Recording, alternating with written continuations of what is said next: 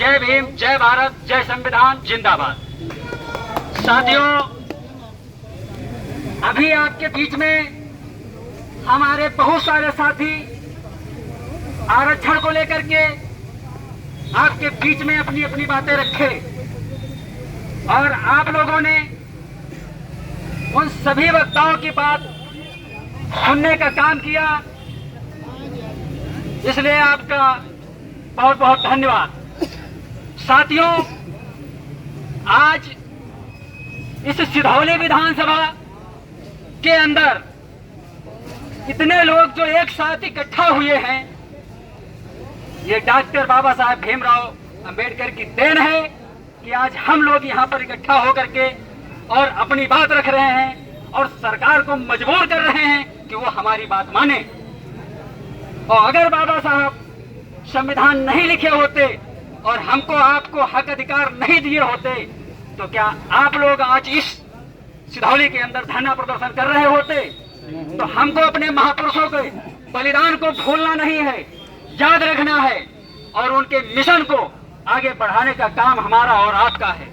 साथियों, हमारे सभी वक्ता किसी न किसी मुद्दे को लेकर के आपके बीच में बात रखे, लेकिन हम कुछ पंक्तियां बाबा साहब के विचारों पे और बाबा साहब के सम्मान में रखेंगे आपके बीच में। और आप लोग अगर ध्यान से सुनेंगे, समझेंगे तो लगेगा कि बाबा साहब कितनी कठिनाइयां झेले और तब जाकर के हमको और आपको हक और अधिकार मिले। साथियों, कि भीम बाबा तुम्हारी बदौलत, भीम बाबा तुम्हारी तपस्या दिन पर दिन रंग लाने लगी है।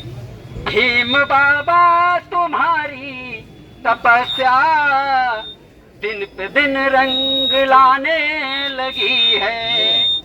देश ही अब नहीं सारी दुनिया तुमको दिल में बसाने लगी है। देश ही नहीं सारी दुनिया तुमको दिल में बसाने लगी है। अगर बाबा साहब के विचारों को आप पढ़े नहीं होते और जाने नहीं होते और समझे नहीं होते तो क्या आप लोग यहाँ पे इकट्ठा होते? नहीं होते।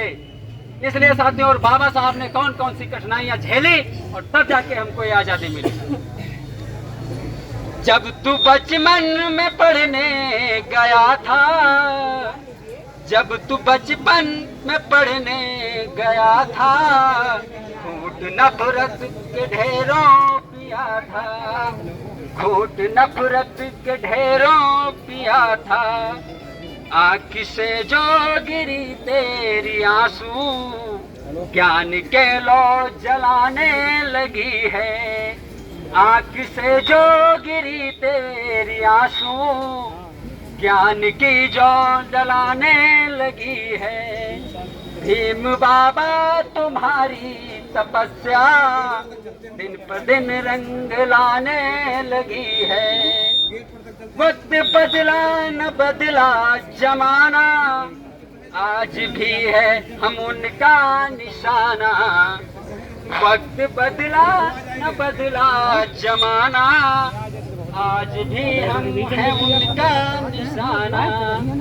जो गए हो मुझको हर वक्त काम आने लगी है। साथियों, आज की डेट में सभी लोग यहीं पे रहेंगे, जहाँ से वहाँ पे कोई नहीं जाएगा। एसडीएम साहब यहीं पे ज्ञापन लेने के लिए आएंगे।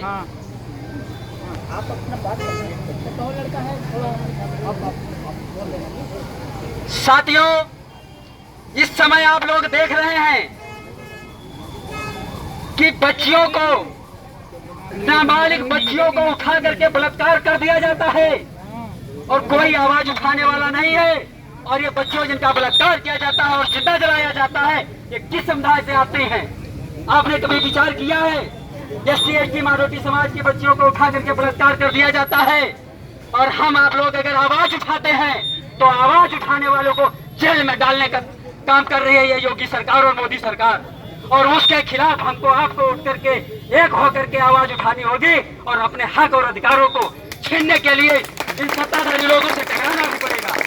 निकलो सभी मकानों से, सभी मकानों से, निकलो सभी मकानों से।